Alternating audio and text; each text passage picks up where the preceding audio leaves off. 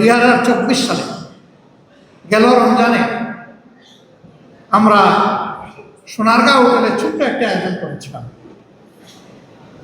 আমরা আমাদের দলের নামেই বুকিং দিলাম। কর্তৃপক্ষ আমাদেরকে অনুরোধ করল,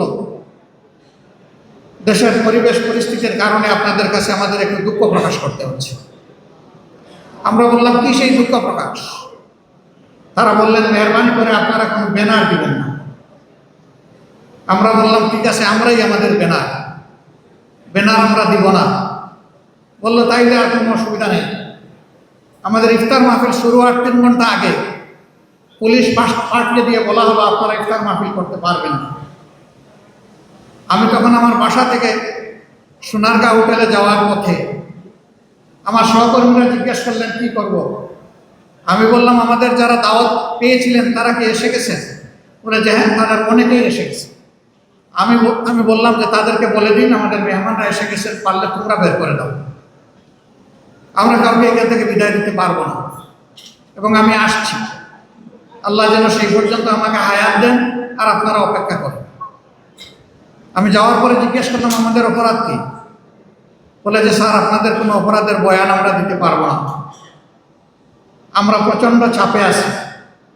আমি বললাম, সেই চাপটা কে দেয়? ওই যে উপর মহল থেকে। আমি বলি যে আমি কোনো উপর মহল মানি না, এটা আমার নাগরিক অধিকার। আমি কোনো অবৈধ পার্টি নই, আমি কোনো নিষিদ্ধ পার্টি নই। আমার এখানে অধিকার রয়েছে, আমার অধিকারের বলে এখানে আমরা আজকে দাওয়াত দিয়েছি মানুষকে, আর সেই দাওয়াত কবুল করে লোকেরা এসেছে। আমি শুধু অতীতের ফ্যাসিস্ট বাংলাদেশের একটি ছোট্ট উদাহরণ আপনাদের সামনে পেশ করব।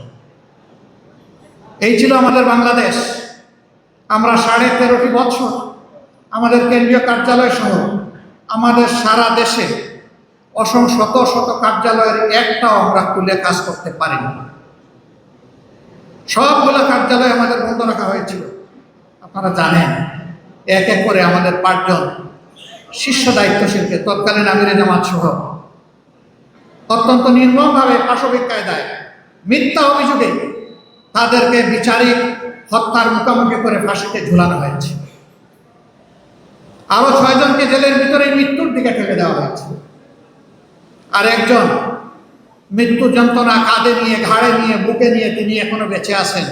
তিনি আমাদের ভাই এটিএম আজহারুল ইসলাম। বাংলাদেশের মুসলিমরা মুক্তি পেয়েছে 5ই আগস্ট, কিন্তু আমার ভাই আজহারুল ইসলাম এখনো মুক্তি পাননি। আমরা এই পাথর এখনো বুকে বহন করে চলছি। আইনের পেশ দিয়ে কেনই বিলম্ব আমরা বুঝতে পারছি না। আমরা চাই যাদের উপরে জুলুম হয়েছে তাদের একজন মানুষের জন্য আর জেলের ভিতরে না, এবং সেই সাথে অবিলম্বে আমাদের ভাইকে যেন সসম্মানে আমাদের বুকে ফিরিয়ে দেওয়া হয়।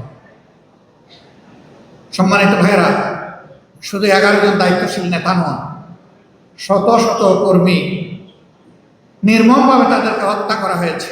অসংখ্য যুবককে থানায় ধরে নিয়ে থানার মেঝেতে শুয়ে পায়ে বন্দুক ঠেকিয়ে গুলি করে তাদের পা বিচ্ছিন্ন করে দেওয়া হয়েছে, হাত কেটে ফেলা হয়েছে, 2 চোখ তুলে নেওয়া হয়েছে, ঘর বাড়ি থেকে তাদেরকে তাড়িয়ে দেওয়া হয়েছে, গুম করা হয়েছে, চাকরি থেকে বিতাড়িত করা হয়েছে, ব্যবসা বাণিজ্য তছনছ করে দেওয়া হয়েছে, বোল্ডোজার দিয়ে আমাদের নেতৃত্বের ঘর দুয়ার ভেঙে ছাতু বানিয়ে ফেলা হয়েছে। আমরা সেই কষ্টগুলা বুকে বহন করে চলছি। শুধু কি আমরা না, গোটা জাতি। সরকারের বিরুদ্ধে যাদেরই অবস্থান ছিল, ফ্যাসিবাদের বিরুদ্ধে যাদেরই অবস্থান ছিল, সেই সমস্ত রাজনৈতিক দল, ওলামায়ে কেরাম, প্রতিবাদী কণ্ঠ, সাংবাদিক বন্ধুগণ, কাউকেই তারা ছাড় দেয়নি। আমরা চাই সেই অন্ধকার যুগ আওয়ামী জাহিলিয়াত আর বাংলাদেশে ফিরে না আসে। কথায় কথায় বলতো অমুক দেশে তমুক দেশে চলে যাব না, আমাদের হাতে কোনো ভিসাও তুলে দেয়নি, আর কোনো টিকিটও দেয়নি, কিন্তু প্রায় আমাদেরকে শাসাতো সবাইকে, সারা জাতি। আল্লাহর ইচ্ছা, এখন কোনো কিছুর প্রয়োজন নাই। পিছনের দিকে তাকানোরও সময় ছিল না, দুপুরের ভাত খাওয়ারও সময় হয়নি। দেশ ছেড়ে তারাই বরঞ্চ চলে গিয়েছে। আমরা যাব না কোথাও। এদেশ আমাদের প্রিয় দেশ, এটি আমাদের জন্মভূমি, আল্লাহ তাআলা এখানে আমাদেরকে পয়দা করেছেন, এই দেশ ছেড়ে পালানোর আমাদের কোনো প্রয়োজন নেই। এই দেশ ছেড়ে যারা তারাই পালাবে যাদের এই দেশের প্রতি ভালোবাসা এবং দায় নেই।